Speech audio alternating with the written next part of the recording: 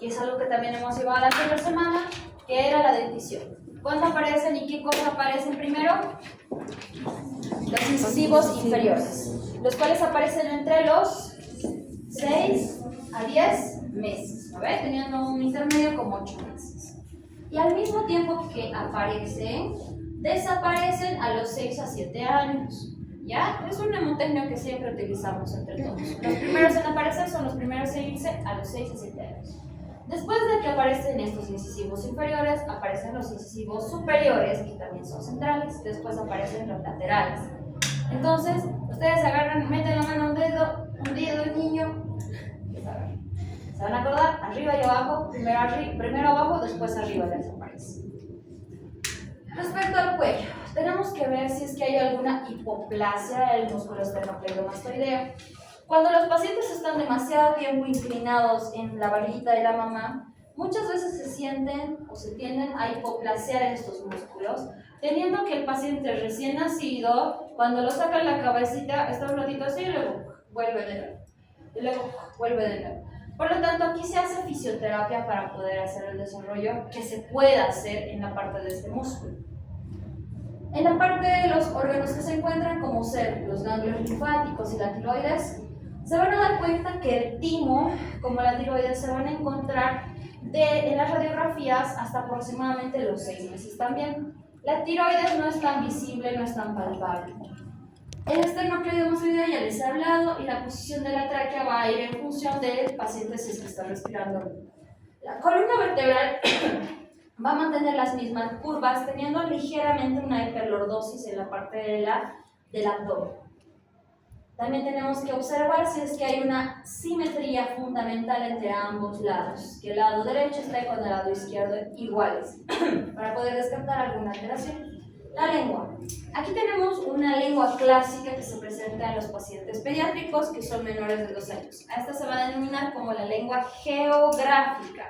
La lengua geográfica es aquella que tiene forma. Ven acá, tiene una formita, como si fueran egipcios. Les están rayando la lengüita. Pero ustedes, cuando ustedes estén dudando, agarran y le raspan, no le producen nada. Siguen ahí las papilas, está medio blanquecito, le repasan, sigue normal. Ahora, si ustedes agarran y le empiezan a raspar y les empieza a salir sangre, les empieza a salir la leche como tal, tienen 2 características. Si les sale leche, simplemente es una lengua que está causada por la leche. Y si es que ustedes raspan y les sale sangre, se puede tratar de una infección viral como de hongos. La más habitual va a ser los hongos, como ser una candidiasis. Les raspan, sangra o se pone roja, vermelha, totalmente enrojecida. Las manchas de leche se tienen que retirar, se retiran, no pasa nada. Pero si es que las retiran y está totalmente sin ninguna formita, entonces tienen una lengua normal. Pero si se la retiran y tienen esa formita, no se preocupen, no digan, ¡ay, tienen hongo! Si es que tienen esa formita, es lengua geográfica. Si es que se la retiran y se saca sangre o se empieza a tornar rojamente vascularizado, es una infección por hongo. Y si se la retira y prácticamente se la retira la parte blanca y está normal, entonces es una lengua normal. Y otra característica también tenemos acá. Las lenguas en los pacientes con síndrome de Down son más grandes. A eso se va a llamar macroglósito. Y este último de acá, ven esta lengüita, no se le ha hecho ningún raspado de nada. Es una lengüita un poquito más rojiza. Se llama eso lengua aframbuesada. Está presente en pacientes con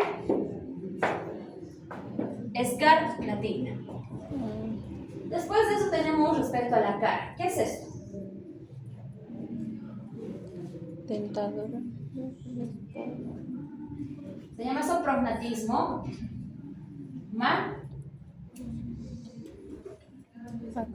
maxilar. A ver. ¿Y aquí qué tenemos? Prognatismo mandibular. Estos dos son una protrusión de lo que es el maxilar y una protrusión de lo que es la mandíbula. Estas dos cositas están asociados a un factor que todas las mujeres empiezan a hacer cuando tienen a sus bebés, que es darles mamadera. Cuando le dan mamadera y no le dan pecho, es decir, se olvidan de que hay lactancia materna exclusiva, se compran sus 100 tarros de leche tapa 1 y empiezan a darle mamadera, mamadera, mamadera, mamadera, la propia cara se va a ir un poquito más hacia adelante. Por lo tanto, siempre se recomienda darle lo que es la lactancia materna. ¿Por qué? Porque vas a tener la parte de los labios. En cambio, todo lo que es la mamadera es como si estuviera estirando toda la mandíbula y el maxilar. Por eso se recomienda lactancia materna hasta los 6 meses. Y después de eso se puede seguir dando el pecho, pero es ideal que no se dé lo que es el uso de mamadera ni chupón. Los chupones y las mamaderas son mucho factor de riesgo para estos. Entonces, siempre que vean a algún niño, trátenle de quitar, más que todo en aquellos que están empezando a tener dientes, porque si ya empiezan a salir los dientes así, los que van a ser dientes definidos, los que tienen a partir de los 7 años, van a empezar igual a salir en la misma dirección. Entonces, eso también tienen que acordarse. Luego tenemos esto. ¿Qué es esto? Frenillo sublingual, el cual se llama también como anquiloglosia. Este frenillo sublingual está presente en muchos pacientes, pero eso no significa que haya habido algún problema. Puede ser hereditario y se lo corta y ahí se olvide. Pero sí es necesario que lo corten, porque cuando ustedes dejan que este frenillo llegue hasta la vida de un adolescente o un escolar o preescolar, tienen dificultad para pronunciar la letra S y la R. Por lo tanto, también pueden tener dificultad en el recién nacido, en el lactante menor, para que pueda succionar. Débil succión porque tiene un frenillo sublingual.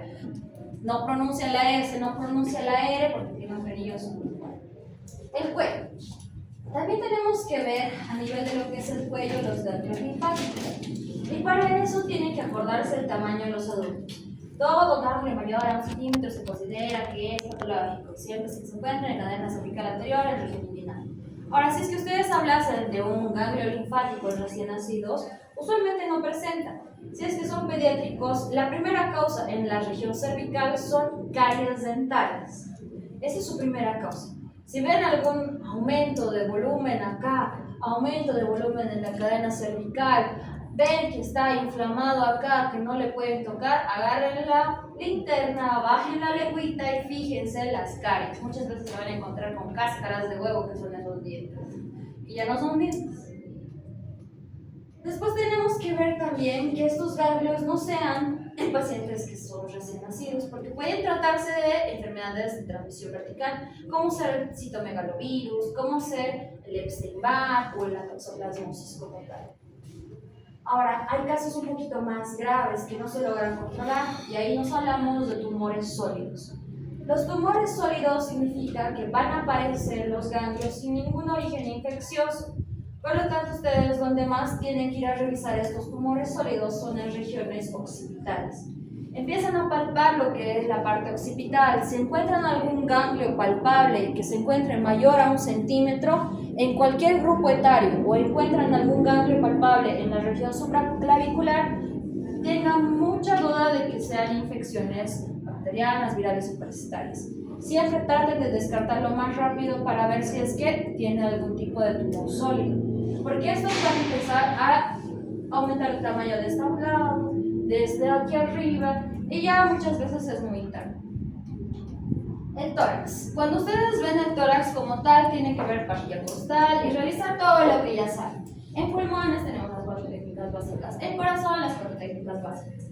Pero en pacientes pediátricos es más fácil realizar la auscultación porque todavía tienen lo que son cartílagos que están osificándose. Entonces no es necesario mantener las líneas paravertebrales. Pueden incluso ir encima de lo que son las escápulas para auscultar y lo auscultan normal. Eso es una diferencia que tienen en la parte de los pulmones. Pero a nivel de la forma también es importante ver. Tenemos anormalidades, como ser esto. ¿Qué es esto?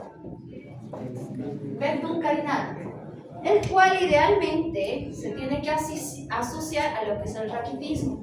Si el paciente está sintomático no hay ningún problema, pero si el paciente empieza a presentar datos de alguna cardiopatía o alguna hipoplasia de alguna de las cámaras cardíacas, por lo que está empujando alguna de las parrillas costales, entonces se tendría que realizar una cirugía de Abramson. ¿Qué es este de acá? efecto inexcavado. Esto a veces es fisiológico hasta los 2 años de edad. Pasan los 2 años de edad, esto ya tiene que ser corregido. Porque ¿qué es lo que procede? Como está empujando hacia adentro, ¿a quién empuja? Al corazón y al pulmón de alguno de los dos lados. Por lo tanto, el corazón tiende a desviar la punta del ápex y aparte de eso, el pulmón de uno de los dos lados tiende a hipoplasiar. Entonces, es importante darle su reverenda importancia hasta los 2 años. Es decir, vamos a hacer su control mensual, está empezando a aplanarse, no pasa nada. Pero si sigue protruido, no se está empezando a aplanar como tal, entonces tiene que requerir la operación. Pero antes tiene que ver cómo está yendo el corazón y cómo está yendo el pulmón. Si le está afectando demasiado, pues se tiene que intervenir. Si es que no, entonces se tiene que esperar. Y si se mantiene todo el tiempo normal, 2, 3, 4, 5 años, no tienen muchas veces que requieren ninguna cirugía. Por lo tanto, es la depresión posterior del esternón, cartílagos costales inferiores. El tórax como tal, como les había dicho, la parte de la auscultación es la única que va a variar. Lo demás ustedes escuchan igual que en el adulto. Escuchan igualito que en el adulto, pero aquí también tenemos una ligera diferencia. Cuando ustedes observan los datos de dificultad respiratoria, en los lactantes menores como los lactantes mayores tienden a presentar datos de dificultad respiratoria que empieza con la retracción subcostal, la disociación toracoabdominal, la retracción intercostal, la retracción sixifoidea, la parte del aleteo nasal y el quejido, que les dije anteriormente que era cuando empezaba a respirar como cansadito. Y eso ya nos dice que está utilizando musculatura accesoria. Eso junto a la auscultación son las únicas diferencias. Luego tenemos en la parte del corazón. En la parte del corazón tenemos los soplos infantiles, los cuales son de 6 meses a 6 años. Tienen más de 5 características. Entre las principales está que estos soplos son de segunda hasta tercera intensidad. Van a ser auscultados en foco pulmonar. Pueden ser muchas veces auscultados solamente en fase sistólica, no tienen presencia de datos de cianosis, no tienen, o más bien desaparecen cuando se les cambia de posición. Les han recostado, no escuchado el soplo, les han hecho parar y no escuchan el soplo. Si es que escuchan en foco pulmonar, si es que escuchan en fase sistólica, no tiene datos de dificultad respiratoria ni tampoco cianosis, entonces probablemente se encuentren dentro de un soplo infantil. Y estos soplos infantiles están entre los 6 meses y los 6 años de edad. Menos de esta edad, más de esta edad, permanecen, es algo que se tiene que observar. Aquí tenemos signos que también aparecen junto a los soplos, que son la falla de Medro. La falla de Medro se caracteriza porque baja el peso, baja la talla por alguna patología que existe. Puede ser que no esté alimentándose bien, que es lo que va a llevar a la falla de Medro. Cuando el paciente está con algún soplo que le está diciendo que no puede respirar bien, entonces no va a succionar igual, no va a succionar con fuerza, por lo cual le va a llevar a succionar en menor cantidad, succión más débil, por lo tanto no va a aumentar de peso, y por lo que no va a aumentar de peso no va a aumentar de talla, y ahí ocurre lo que es la falla de Medro. También hay que ver si es que este paciente tiene algún soplo en la parte del recién nacido o a partir del año de edad. Si es que está en el recién nacido, se puede tratar de 2 conductos, el conducto arterioso y lo que es el foramen oval. Estos 2 conductos, que usualmente están abiertos en la vida fetal, se cierran cuando nacen los pacientes. Pero si son pequeñitos, de 1 milímetro, no hay mucho problema, se van a ir cerrando en el transcurso de los meses.